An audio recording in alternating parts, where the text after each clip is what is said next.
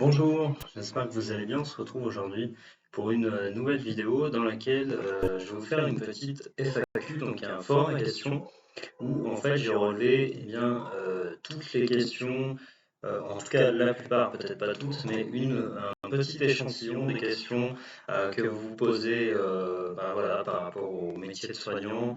Euh, alors, à la constitution du dossier en général, donc voilà, si vous voulez devenir auxiliaire ou infirmier, cette vidéo va vous intéresser aussi. Alors, si ça bouge un peu et si vous entendez des aboiements de chiens, c'est normal, c'est parce que je me suis mis en extérieur. Pour une fois, j'ai essayé de changer. Je sais que voilà, la qualité de mes vidéos en général est pas tip top. Je suis quelqu'un qui privilégie le fond à la forme. Donc le but en fait, c'est pas ma vidéo ni le fait que j'apparaisse, c'est surtout en fait que vous derrière, euh, ça puisse tout simplement répondre à vos interrogations. Et d'ailleurs, c'est là-dessus qu'a été construite jusqu'à présent la chaîne YouTube. Donc on est de plus en plus nombreux et je tiens sincèrement à vous en remercier une nouvelle fois. Bref, donc on passe dans le vif du sujet. Donc la première question, c'est qui revient assez fréquemment, ou qui est formulée en tout cas de manière différente, mais en gros ça veut dire la même chose. Je n'ai pas d'expérience dans le domaine sanitaire et social, qu'est-ce que je dois faire? Donc si vous êtes dans ce cas de figure, eh bien l'idée c'est déjà de vous dire que vous pouvez vous sentir légitime, vous pouvez venir, j'en sais rien, du domaine du BTP, vous pouvez travailler avec des animaux, peu importe, et vouloir tout simplement vous réorienter vers un métier de santé, en l'occurrence un métier paramédical. Et donc, pardon, ce qu'il va falloir faire, c'est qu'en fait, il va falloir faire le plus de liens possible vers votre futur métier. En fait, l'idée, c'est de montrer à travers le dossier de manière générale, si on ne va pas rentrer dans les détails de chacun des documents, mais ça va être en fait de vraiment, comment dire, pouvoir montrer que vous savez où vous allez et que vous connaissez le métier que vous allez effectuer. Et donc, par exemple, là pour finir rapidement sur cette question, si, je sais pas, vous étiez dans le domaine du BTP, par exemple, vous étiez conducteur de travaux, alors, voilà, je n'ai pas une grande connaissance là-dessus. Bon, j'ai fait du fer en job d'été, du marteau-piqueur il y a longtemps, mais en fait, tout ça pour dire que vous allez, par exemple, développer des qualités d'organisation, de réactivité, par exemple, le fait de travailler en équipe. Et tout ça, eh bien, il va falloir en fait le faire apparaître dans votre dossier, dans vos documents, et en fait, c'est ce qui va faire que, eh bien, du coup, vous allez pouvoir avoir un dossier cohérent et du coup, pouvoir tout simplement augmenter vos chances de rentrer en école paramédicale. Après, il y a une autre question. Alors, alors on va les faire un petit peu en vrac, hein. Y a-t-il un sujet sanitaire et social à l'oral? Donc non, je vous réponds par affirmatif, il n'y a plus de sujet sanitaire et social à l'oral depuis l'instauration de la nouvelle sélection. Donc en gros, avant on vous demandait, par exemple, je sais pas, on prenait une thématique de santé, on disait, voilà, qu'est-ce que le sida, est-ce que vous pouvez en parler, le tabagisme, euh, la maltraitance donc de la femme, et on vous demandait en gros en à peu près 5 minutes de synthétiser ça, d'expliquer concrètement ce que c'était. Aujourd'hui ça a disparu. Pour autant, moi ce que je vous recommande, et je continue d'ailleurs à proposer des fiches de révision offertes sous la plupart de mes vidéos, et celle-là je la mettrai aussi, et je vous suggère quand même de réviser, ne serait-ce que pour votre culture générale, vous rentrez dans une école, voilà, ne soyez pas trop scolaire. Alors, ça prévaut dans les deux sens, c'est-à-dire ne pas apprendre bêtement, mais en même temps ne pas se dire non plus, bon bah c'est bon, nickel, hop, on me demande plus quelque chose, et puis je vais pas m'y intéresser. Soyez curieux, parce que ça va se ressentir à l'oral. On recherche dans ces filières-là des gens qui sont curieux, voilà, et surtout intéressés par le domaine de la santé. Sinon, clairement, ça sert à rien d'y aller.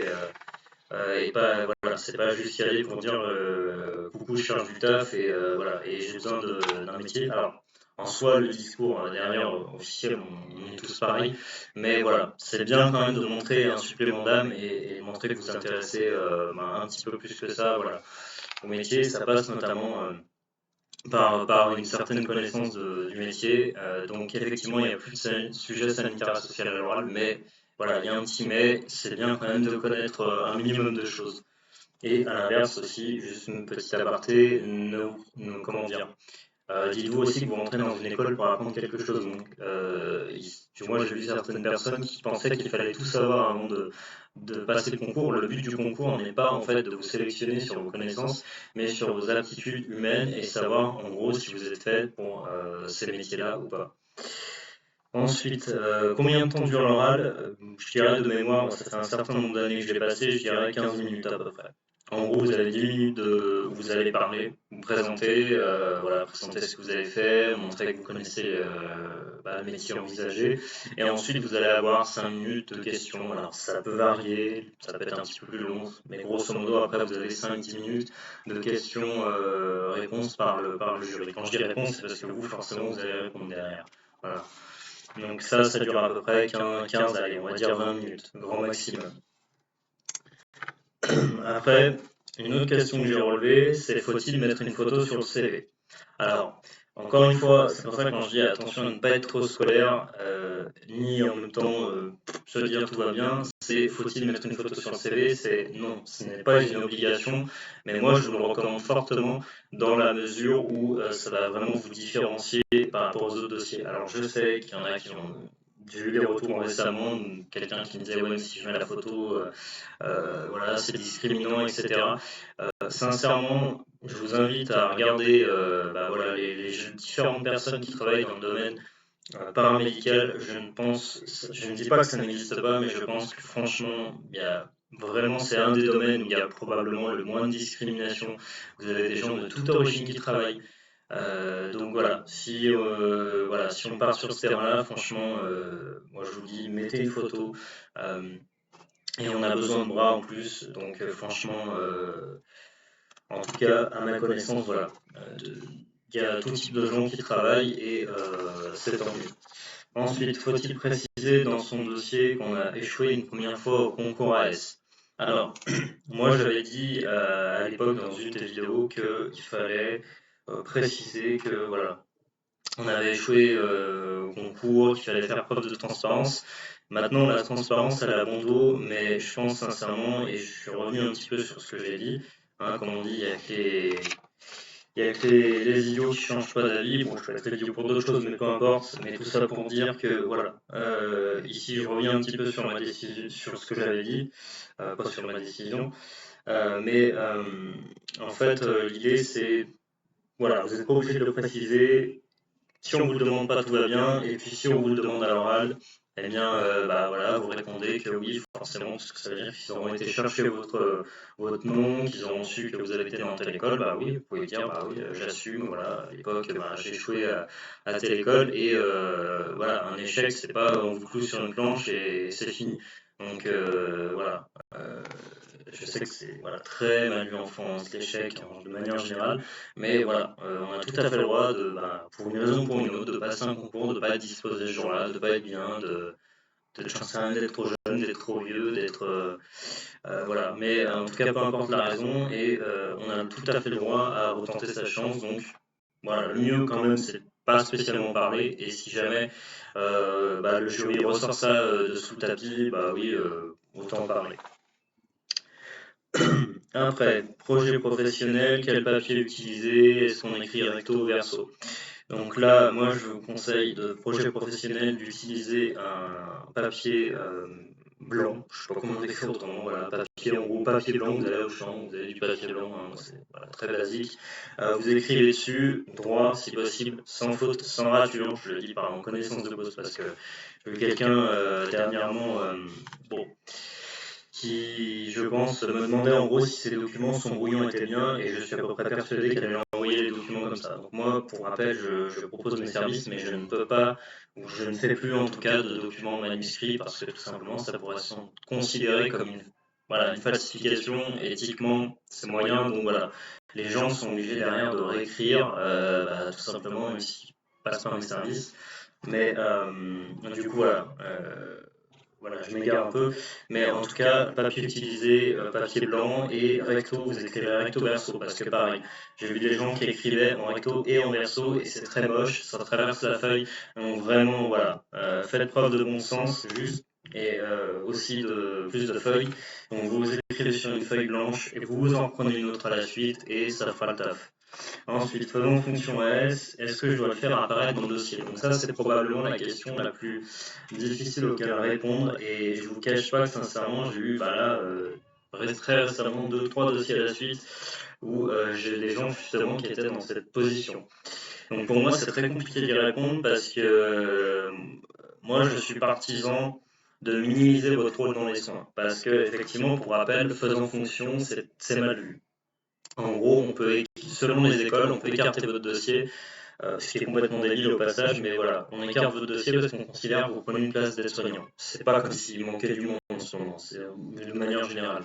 C'est vrai qu'on manque pas du tout de personnel. Grosso modo, personne ne veut faire ce boulot, mais voilà, on chipote encore, on aime bien, voilà, c'est les gens qui cherchent, font les recrutements, etc. Peu importe leur titre. Mais voilà, en gros, c'est mal vu, donc moi, je suis partisan de bon.